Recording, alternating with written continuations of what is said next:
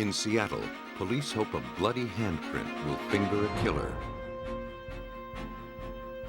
But the stain is barely visible. Can investigators bring the evidence into focus?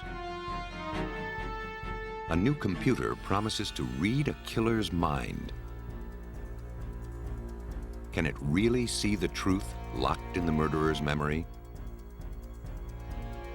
2 bodies are found in the California wilds. Clues are spotty and scarce. To bring the killer to light, police rely on a new laser technique. When evidence can't be seen with the naked eye, investigators must use extraordinary means to find it. As technology develops to tease out clues, it's providing detectives with an infallible witness.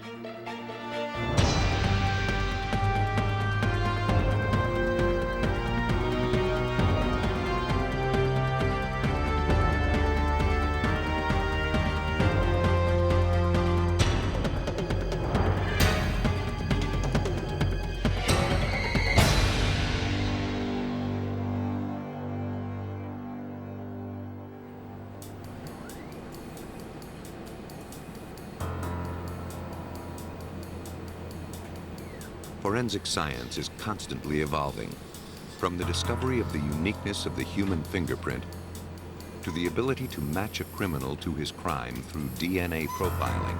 Technology continues to provide investigators with new weapons. But fingerprint and DNA evidence are discovered in only 1% of all cases. When trusted techniques fail, investigators must turn to cutting-edge technology to bring invisible clues to light. On the clear spring morning of May 14, 1995, in Kirkland, Washington, just outside Seattle, Randy Acall returned from work and noticed that his neighbor's front door was propped open. Hello? Ordinarily, he wouldn't have given it much thought. Hello? But he had noticed that the door had been open when he had left for work the night before. Anybody home? Randy was a little worried and decided to see if everything was all right. Hello? Hello? As he entered the bedroom, a gruesome sight greeted his eyes. He found the body of a woman in her 30s lying in a heap at the foot of the bed. Her head was covered in the top bed sheet, and a t-shirt was bunched up around her neck. Blood stained the carpet beneath her. Horrified, Randy dialed 911. Yes, I'd like to report an emergency.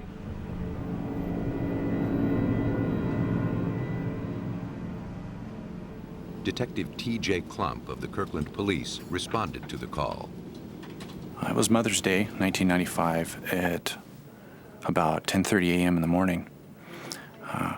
I was preparing to take my wife and daughter out for Mother's Day when, just prior to leaving, I received a call from the Kirkland Dispatch Center, and they requested that I immediately contact Sergeant Markle and the Detective Division that there had been a suspicious death that all the detectives were being called in for to investigate.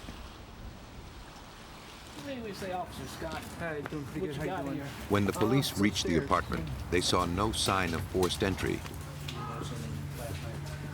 At first glance, there were none of the usual indications that a crime had taken place. The TV, the stereo, and other items of value were still in the condominium. Nothing had been disturbed. Once I arrived there, and after we had obtained the search warrant, we entered the condominium. And the first thing that struck me was how clean it was for a crime scene. It was very clean, immaculate. The killer seemed to have been meticulous in covering his tracks.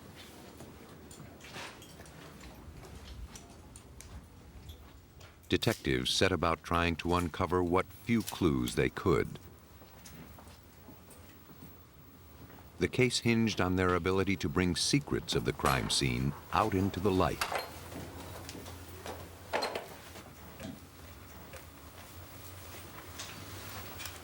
A driver's license was found in a denim purse. The murdered woman was identified as Dawn Fehring, a student at the Lutheran Bible Institute who had been living at the condominium for several months. Autopsy evidence, including the body's temperature and its state of rigor mortis, indicated that she had been killed within the last 24 hours. Further test results indicated that the victim had been sexually assaulted, but none of the culprit's DNA was found.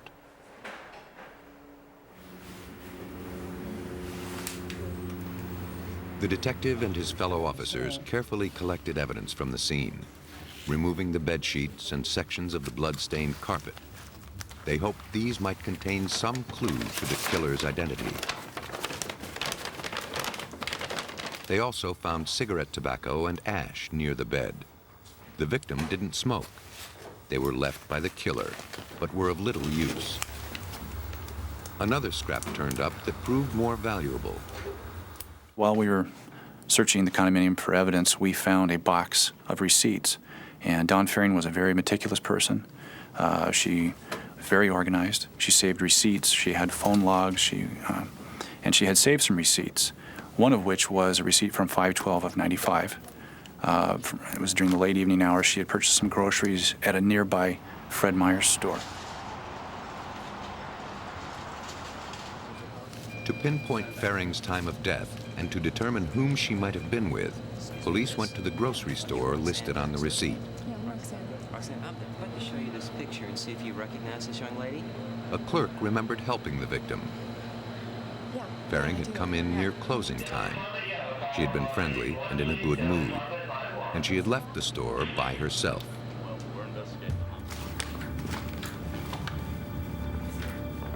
Along with this information and the evidence gathered from the crime scene, investigators began to piece together the victim's final hours.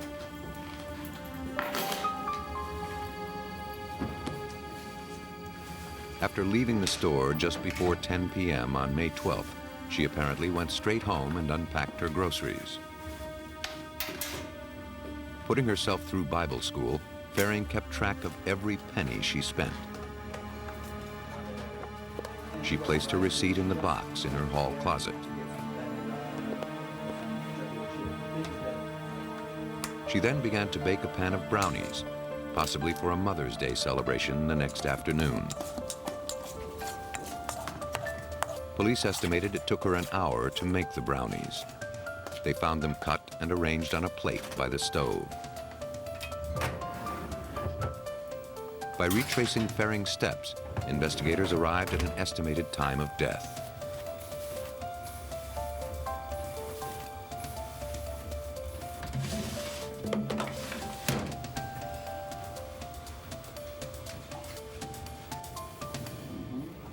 Pinning down the time of death narrowed the killer's window of opportunity.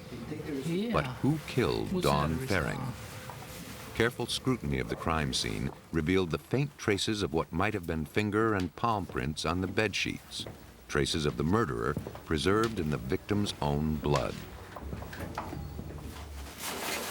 But there was no way to dust or lift the prints from the sheet. Detectives needed to somehow make them clear enough to be useful.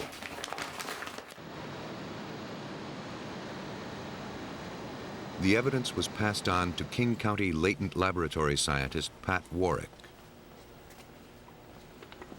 When we opened up the evidence, we could tell there was some kind of body fluid on the sheet, but any discernible detail, any kind of handprint or anything was very, very difficult. The print was smeared and faint. No one had ever tried to lift a fingerprint from cloth before, and this one promised to be particularly difficult. Warwick believed his best hope might be to process the prints with amido black, a forensic dye that highlights organic proteins such as blood.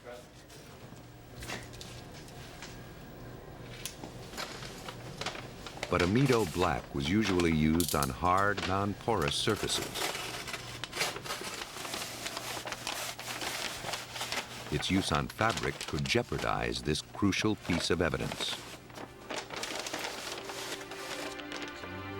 Warwick called the FBI for help. but they could offer no advice beyond agreeing that amido black was the best approach.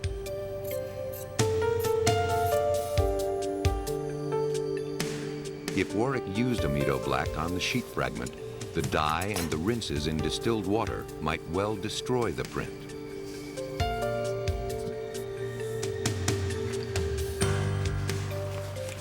But if the process worked, Warwick would be breaking fresh ground in forensic analysis. Warwick was extremely careful, but it seemed he was not careful enough. When he immersed the fabric in the inky solution, his worst fears were realized. The entire swatch, palm print and all, turned an opaque shade of dark purple. Any hope of getting a legible print seemed lost. In Seattle, authorities investigating the murder of Dawn Fehring feared that the only forensic evidence, a palm print, was ruined. Hoping to find another lead, detectives questioned the victim's neighbors. Was this a crime of opportunity? Or was the killer someone Dawn Fehring knew and trusted enough to let in her door? About a year? About a year now, yeah. Yeah, While the work of the detectives moved forward, there was a glimmer of hope in Pat Warwick's laboratory. He was relieved to see the excess dye begin to rinse away from the palm print.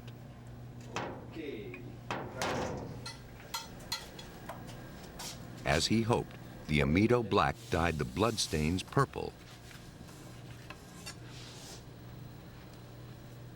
But it also stained the fabric light blue, making it difficult to discern the palm print from the weave of the fabric. The confusion of the two patterns made a clear analysis next to impossible. Warwick contacted his colleague, Eric Berg, an expert in the field of digital imaging and enhancement at the Tacoma Police Department. Yeah, I don't know how good it's going to be, but just let me know, and we'll get down here. Could Berg's computers and high-tech cameras read the bloody palm print and identify the killer? Piece of sheet here. Get some amido black on it. Something here? There might be something there. Berg used a digital camera to capture the print.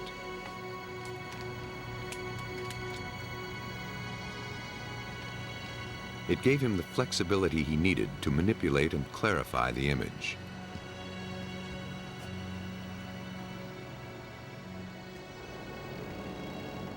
Once he obtained the digital images of the bloody print, he followed strict chain of evidence procedures. The images were tracked with a system that protected them from tampering or accidental alteration.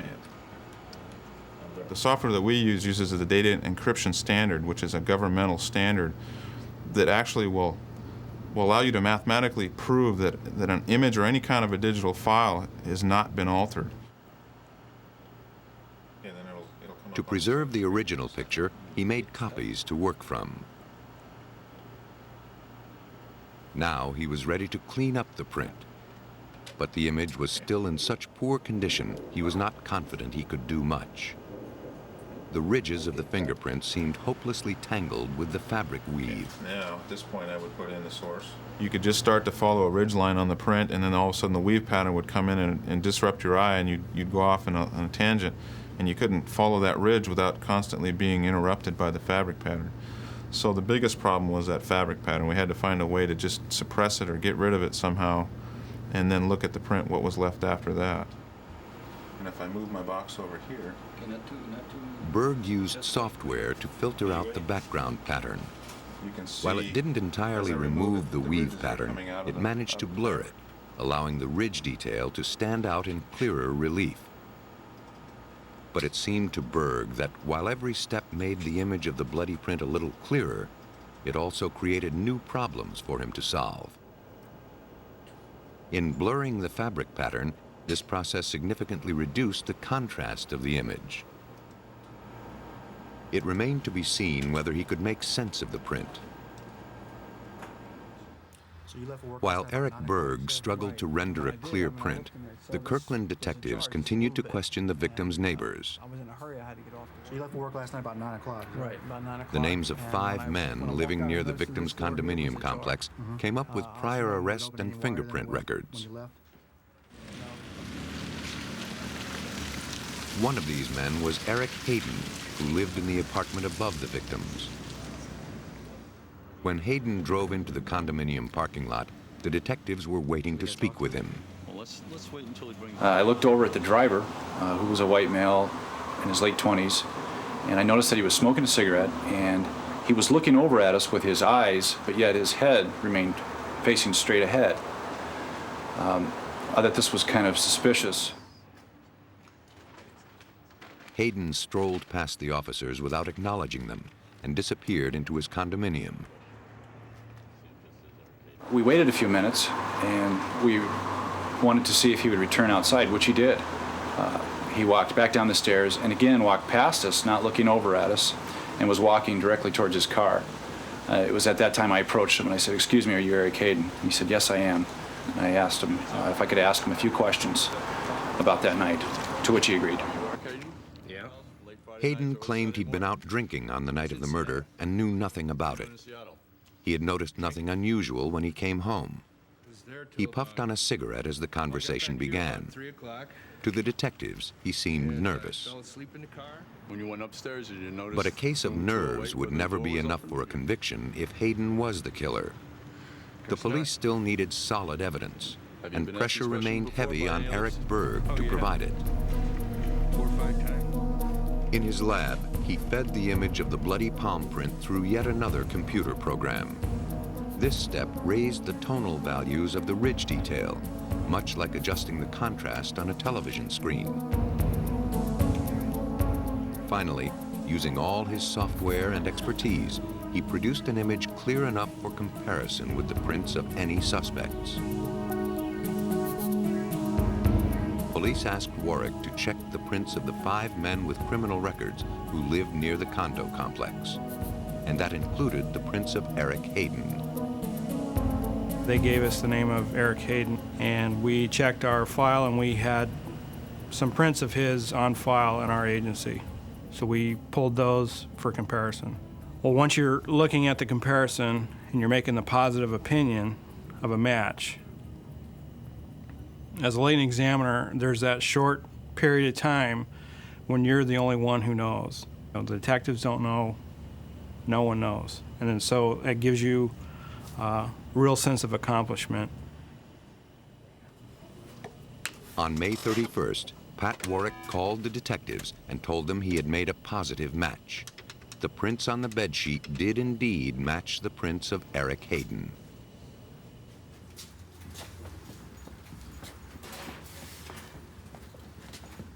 That same night, the Kirkland detectives went to Hayden's condominium to execute a search warrant. Police officers, open the door.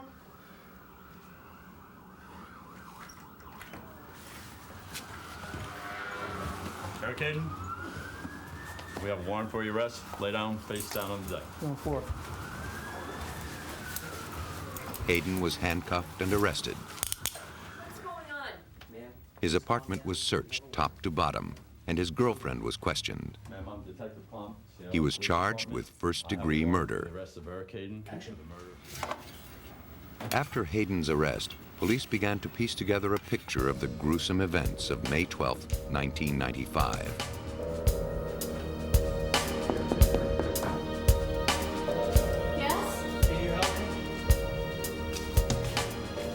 They speculated that Eric Hayden had gained entry to the victim's home, probably through some false pretense.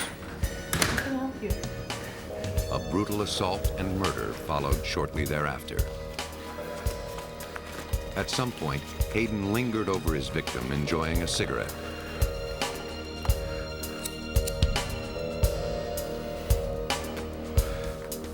He placed it on the night table and covered the victim with a sheet. He then wiped his bloody hands on the sheet. As he left the scene, one of the victim's slippers jammed in the door, propping it open. It had been the open door that first attracted attention to the crime scene. Though the suspect was in custody and evidence strongly linked him to the crime, Detective Klomp's case was not airtight. Hayden's lawyers asserted that the digital technology was too new to be relied upon at the trial. They argued that the enhanced images might have been altered or tampered with. Any new forensic technology undergoes intense legal and scientific scrutiny. Hold it right there. Hundreds of cases have been lost through improper evidence handling procedures. At the heart of the defense team's argument was their view that a virtual image might falsely incriminate a very real and innocent man. Some amino black on it. Had Hayden's attorneys been successful in this challenge, losing those prints as evidence would have seriously damaged the prosecution's case.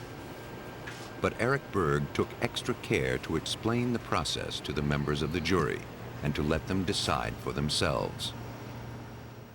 We took this into court, we took the equipment with us, we set it up, we took the sheet that we originally received from King County, and we actually captured the image in court, brought it into the computer, performed all of the steps that we had done, and printed out the image, and we were able to show the jury that everything we did there is the same as what we did before, and the result is the same and it's repeatable.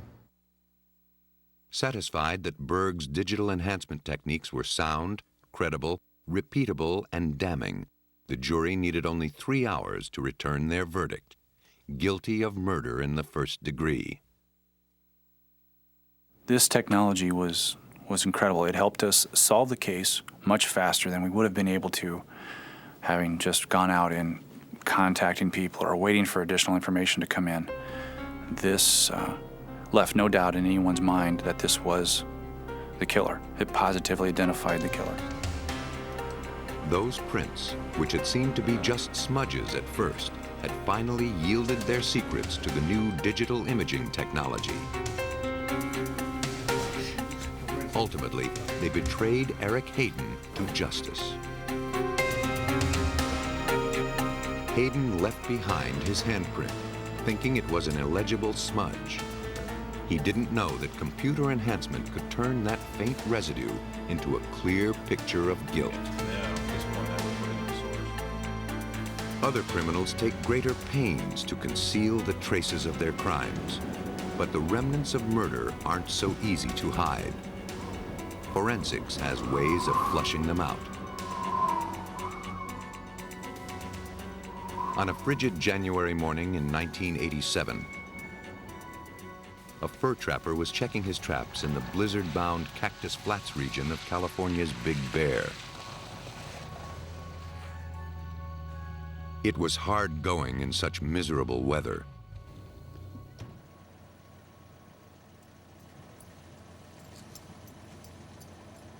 At about 11 that morning, he noticed a large oblong object covered in the new blanket of snow.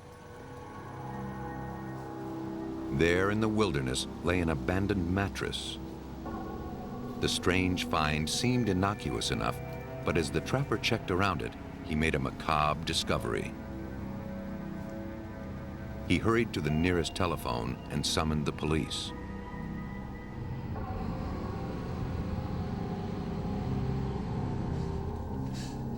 Homicide Sergeant Gary Stroop of the San Bernardino County Sheriff's Department responded to the call. When we got there, it was just starting to snow again, and it's probably about 18 degrees. So we were trying to do the scene as fast as we could so we could get out of there before we got stranded. Beneath the mattress lay two bodies, a man and a woman, both murdered. Stroop found that in one way the weather had worked in his favor. The cold had protected the bodies against decomposition. He was also fortunate to find the bodies intact. Check down there. See if there's anything. There's a lot of animal activity up there. There's bears, mountain lions, coyotes, you name it. Had the weather been warmer, we probably would have had animal activity on the bodies. Footprints, anything? But who were the victims? Who had taken their lives? say you want to. The only clues at the scene were the victims and the mattress. The man had some distinctive tattoos that resembled the kind worn by convicts. I see blood down there. The detectives tried to identify him by checking prison records. Homicide, Sergeant Stroop. Sergeant Stroop's hunch about the tattoos paid off. The fingerprints taken from the man matched those of an ex-convict named Richard Crisson. Yeah. The woman was identified as his girlfriend, Shanna Thole. Yeah, no, just... Autopsy evidence showed that both victims had died of multiple shotgun blasts. Through prison records, detectives were able to locate and question Richard Crisson's family. Crisson's brother told police that Richard and Shanna had gone to Victorville to see a man by the name of Archie Woods. Richie and Shanna. Yeah, Officer Barnes, I called you earlier. According to the brother, Crisson dealt drugs for Woods, who was a motorcycle gang member. This information, along with a background check of Woods, made him the detective's prime suspect. The police paid a visit to Archie Woods. His house lay in a secluded area 20 miles from where the victims were found. Woods wasn't at home. The detectives were greeted by Archie's girlfriend, Sherry Mills. She told the officers she didn't know where he was, but reluctantly agreed to let them in. Even before they entered Archie Woods' home, a possible clue caught their eye. On the front porch, beside the door, they found 2 spots that appeared to be blood. The stains could have been nothing, or they could have been the clue that would break the case wide open. It was too soon to tell. The detectives hoped to find the answer inside. Police investigating the deaths of Richard Crisson and Shanna Thole chased the only lead they had.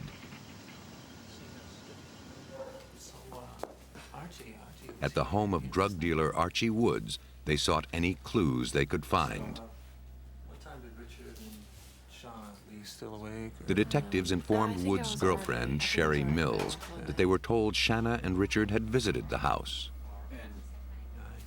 You had some friends over? Mills admitted that Crisson and Thole had indeed been there, but only to spend the night on their way somewhere else. Yeah, so who was it last She night? had no idea of their destination. Well, it was our friend Rich and Inside the house, detectives saw more brown spots that resembled blood.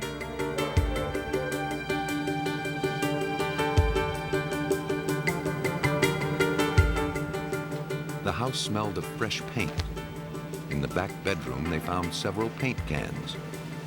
There was no sign of a mattress. If the murders occurred in this bedroom, police suspected that the paint covered crucial evidence. Police needed a way to see beneath it to look for evidence of a murder. It was the only way they could connect the homicides to this potential crime scene. They ordered a search warrant and then notified the crime scene unit that they had a difficult problem to solve. In the yard, officers noticed several wide, low-profile tire tracks, consistent with those made by a sports car. The woman victim, Shanna Thole, was last seen driving her high-performance sports car. The obvious bloodstains were examined, and the visible evidence was collected. Even so, the police were stymied. If the blood found at the house matched Thole and Crisson's, it could be explained as coming from a fistfight. There was not enough blood in plain sight to prove murder with a shotgun. It seemed as though the entire investigation had literally hit a wall.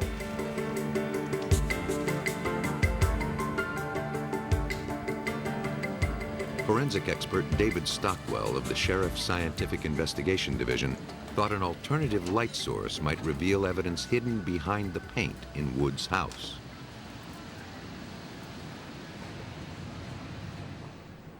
The alternate light source, or ALS, is a variable intensity laser beam typically used to highlight body fluid evidence on clothing or at a crime scene. Various fluids reflect specific frequencies of light.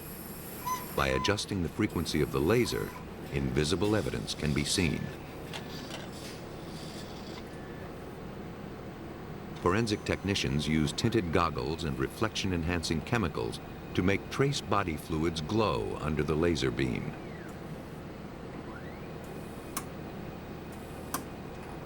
Here, simulated bloody footprints become too faint to see with the naked eye.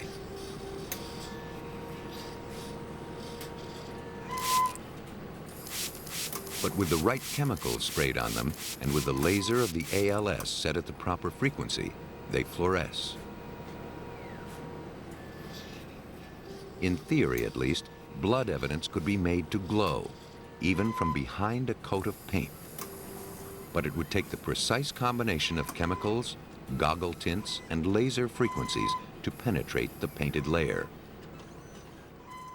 The ALS is very good at picking up certain biological fluids, such as semen, but is not typically used to find blood because blood in itself is usually visible to the naked eye.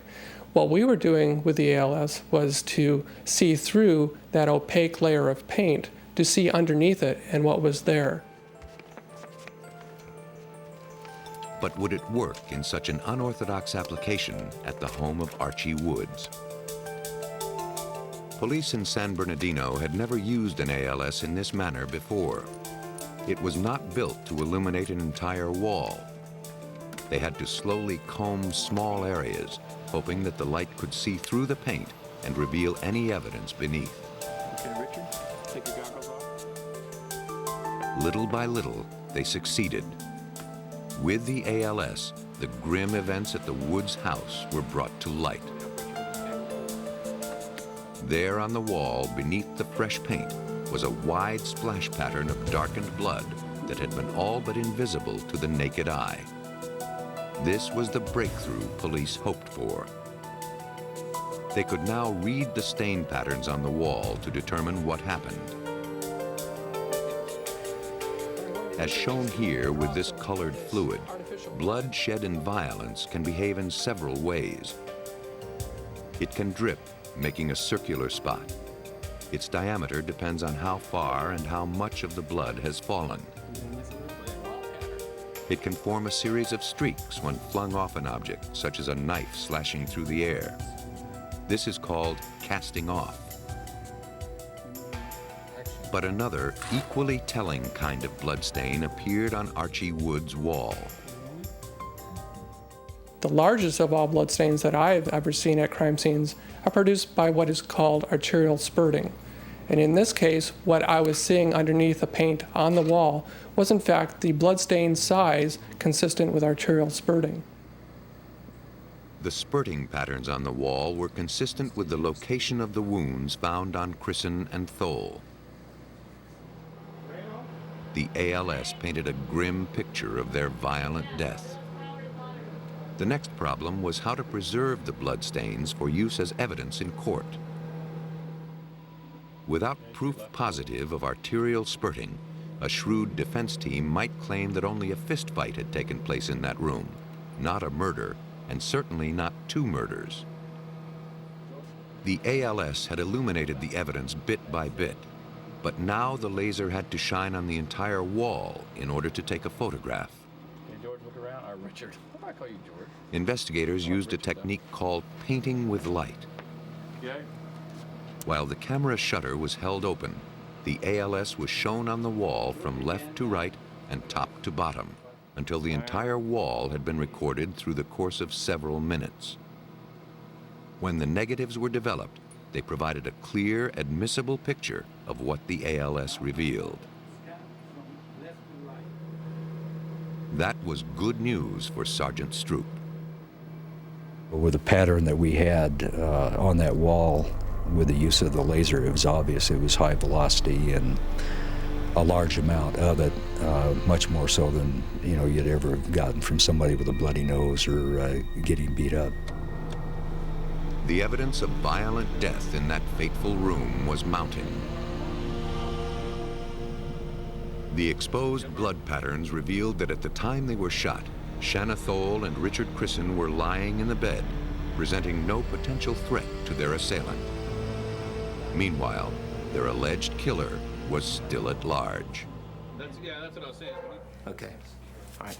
In San Bernardino, the search for Archie Woods, suspected of killing Richard Crisson and Shanna Thole, took on new urgency.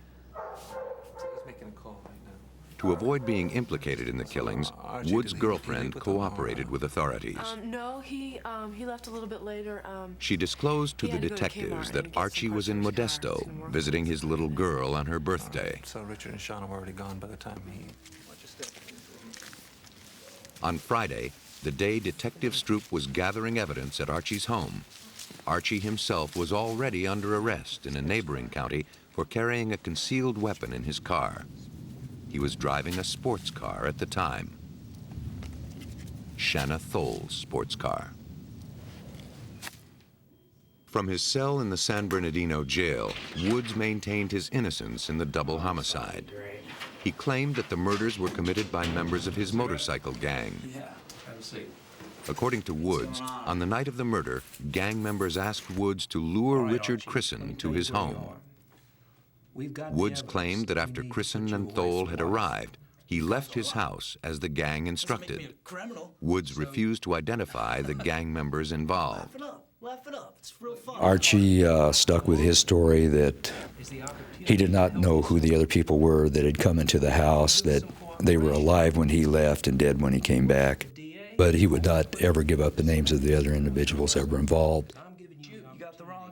Archie Woods said that he had then panicked and dumped the bodies in Big Bear. But with the help of the ALS, the police discovered the crucial piece of trace blood evidence that shot holes in Archie's story. The reclined position of the victims, as indicated by the bloodstains on the wall, just didn't add up to a violent confrontation. Detectives pieced together a likely scenario for the events of that night. Crisson and Thole had come to Archie's home to settle a dispute over a drug deal gone wrong. There was a long night of discussion and argument. We gotta do something. I mean, he's got all this stuff, right? Apparently, the disagreement was not resolved to Archie's satisfaction. But he let Crisson and Thole think an accord had been reached. The couple went to bed, unaware of the heavy price that Archie planned to exact from them that night.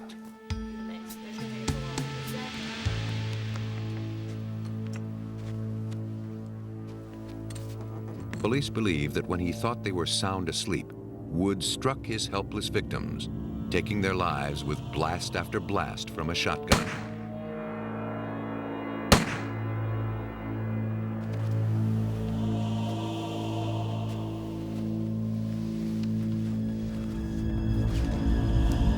Woods' one true statement was that he had dumped the bodies and the blood-soaked bedding in Big Bear, thinking no one would ever find them.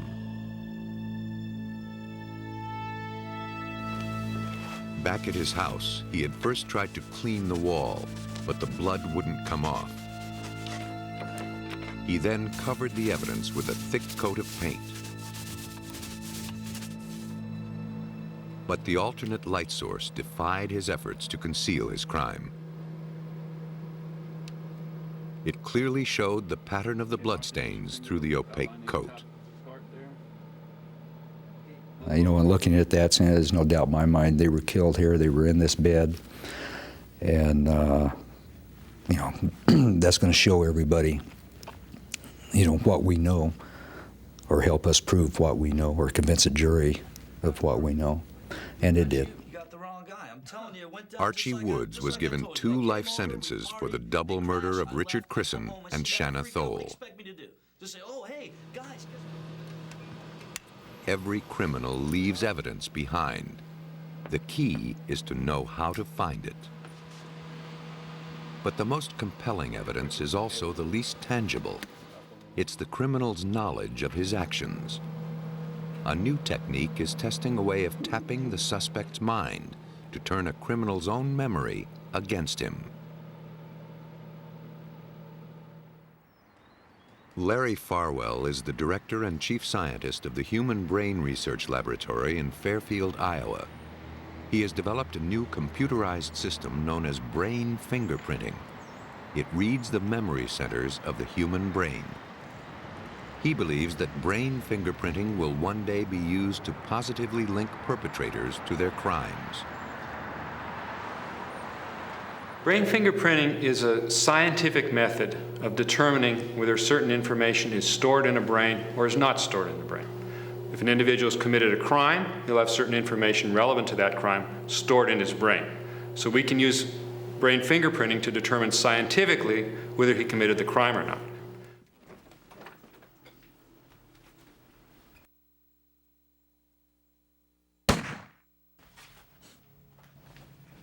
When someone commits a crime, his brain records it as a memory.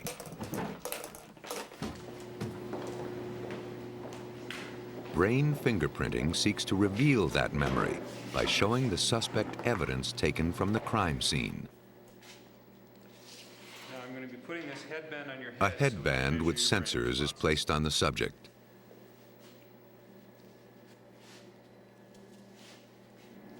A series of pictures or words is flashed on the screen. The computer records the brain waves produced in response to what the subject sees. The responses are recorded as a waveform. By analyzing the pattern of waves, Farwell can determine if the subject is recognizing what he's seeing. So when you have a situation where a crime has been committed, there are certain details about the crime that only the criminal would know, then you can test, does this brain have those details stored in it? If so, then the individual committed the crime. If not, then not. The FBI is at the forefront of developing and evaluating new technology. After hearing of Farwell's system, they put it to the test. The FBI tested brain fingerprinting on their own agents at the Bureau's training facility at Quantico, Virginia. We conducted a study on FBI agents, and the purpose of this study was to see if we could determine whether an individual is an FBI agent or not based on his or her brainwaves. If we can determine an FBI agent, then we could determine whether somebody is an agent of some, say, foreign intelligence organization or a criminal group, just based on their brain responses. Each subject was presented with a series of words on a computer screen. Many were FBI acronyms or terms familiar only to agents. The FBI agents were specifically told to do everything they could to conceal from Farwell that they were in any way connected with the Bureau. The participant's brain response to each stimulus was measured by electrodes on a headband. The electrodes were wired to the brainwave analysis software of Farwell's system. So what we did is to present stimuli, phrases, that only an FBI agent, because of their training, would know, mixed in with others. The FBI agents recognized them. We picked up the brain responses. We knew that they were FBI agents. The principle behind the brain fingerprinting system is very simple. Farwell has discovered that the memory centers of the human brain respond to the sight of familiar stimuli with the distinct change in electrical activity. He calls this change a murmur. And that is the specific brain response that we measure, that we analyze with a computer, in order to determine whether an individual recognizes the words or pictures that we flashed on the screen that are relevant to the crime or to whatever it is that we're investigating. When the subject sees anything on the screen, it creates a pattern of brain activity. A murmur is increased brain activity produced when the subject recognizes what he's seeing. This headband will measure the electrobrain The test participants who did not work for the FBI did not recognize the specific FBI stimuli, so no murmurs were detected. Some of them relevant to the FBI and some of them not. Researchers with the United States Navy also heard the claims made about the system. They devised a test of their own to see if brain fingerprinting could distinguish military medical students from civilians. They used a list of acronyms specific to medicine and the military. Lieutenant Commander Rene Hernandez conducted the test. The test was 100% accurate. They were able to tell each and every one. The trick with this is not so much if the technique works properly. The trick is if you ask the right questions. Because if they had not come up with a group of really good acronyms that only the students would know, then they wouldn't be able to determine the difference between the medical students and the staff, for example. So the trick is in being clever enough to ask the correct questions, because the brain will always answer it honestly. Careful preparation of the words or pictures for a session is vital for accurate, useful results. The questions must be phrased in such a way that when a murmur occurs, it is clear why.